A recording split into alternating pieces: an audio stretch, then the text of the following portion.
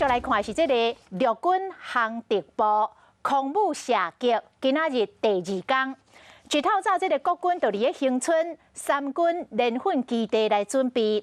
这个训练的时间一到，8架目镜蛇直升机飞上天，2400发的2孔连炮对准目标来扫射，这个场面是真震撼。目镜蛇直升机伫空中发射2孔连炮对准目标，一直扫射，烟烟声甲炮声真大声，场面真震撼。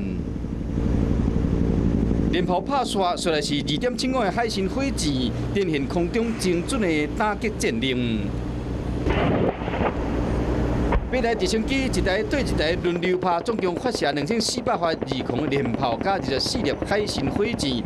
航特部空中武力射击今仔日进入第2天，三军联训基地透早就乒乓球，有真个民众来这里看热闹。即摆阁互阿公啊稍微有一个，当然咱爱去加强咱国家的一寡。 武力啊！咱拍咱都咱嘛是爱过手啊，无敢要用拍哦。炮火射击第2天气候真好，训练状况一切顺利。军方表示讲，这摆军事训练是常态性的练习行动，主要是要让这新的飞官了解无人机的操作，为9月7日联勇操演做好万全的准备。